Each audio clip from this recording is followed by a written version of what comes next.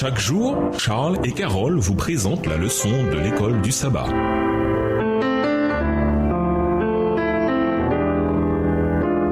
Bienvenue dans votre émission Dieu nous parle. Leçon de jeudi, Jésus, l'encre de l'âme. Paul termine sa mise en garde contre l'apostasie et son encouragement à l'amour et à la foi par une magnifique présentation enflammée de l'assurance en Christ. Lisons Hébreux 6 et versets 17 à 20. Comment Dieu a-t-il garanti les promesses qu'il nous a faites? Hébreux 6 et versets 17 à 20, c'est pourquoi Dieu, voulant montrer avec plus d'évidence aux héritiers de la promesse l'immutabilité de sa résolution, intervint par un serment, par deux choses immuables dans lesquelles il est impossible que Dieu mente. Nous trouvions un puissant encouragement, nous dont le seul refuge a été de saisir l'espérance qui nous était proposée. Cette espérance, nous la possédons comme une encre de l'âme, sûre et solide. Elle pénètre au-delà du voile. Là où Jésus est entré pour nous comme précurseur, ayant été fait souverain sacrificateur pour toujours selon l'ordre de Melchisédek. Dieu a garanti les promesses qu'il nous a faites de plusieurs manières. D'abord, Dieu a garanti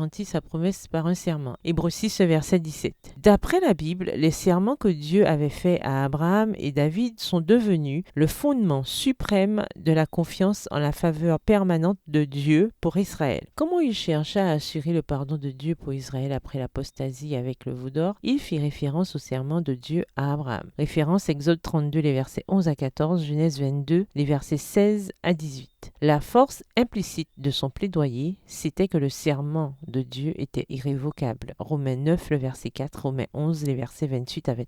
De la même manière, quand le psalmiste intercéda devant Dieu pour Israël, il se réclama du serment que Dieu avait fait à David. Dieu avait dit « Je ne mettrai pas fin à ma fidélité envers lui. Je ne trahirai pas ma constance, je ne profanerai pas mon alliance et je ne changerai pas ce qui est sorti de mes lèvres. J'ai fait un seul serment par ma sainteté. Mentirai-je à David? Sa descendance subsistera toujours. Son trône sera devant moi comme le soleil, comme la lune, il sera fermement établi pour toujours. Le témoin qui est dans la rue est sûr. Psaume 89, les versets 34 à 37. D'après le Nouveau Testament, les deux serments furent accomplis en Jésus. La postérité d'Abraham qui est montée au ciel et s'est assis sur le trône de David. Galates 3, les versets 13 à 16, Luc 1, les versets 31 à 33, versets 54 et 55. Deuxièmement, Dieu a garanti les promesses qu'il nous a faites en faisant asseoir Jésus à sa droite. L'ascension de Jésus a pour but la confirmation de la promesse faite aux croyants, car Jésus est monté au ciel pour nous comme un précurseur. Hébreux 6, verset 20. Ainsi, l'ascension nous révèle la certitude du salut de Dieu pour nous. Dieu a conduit Jésus vers la gloire par la souffrance de la mort pour tous, afin qu'un grand nombre de ses enfants participent à sa gloire. Hébreux 2, le verset 9 et le verset 10 dans la version Parole de vie. La présence de Jésus devant le Père est une ancre pour l'âme. Hébreux 6, verset 19,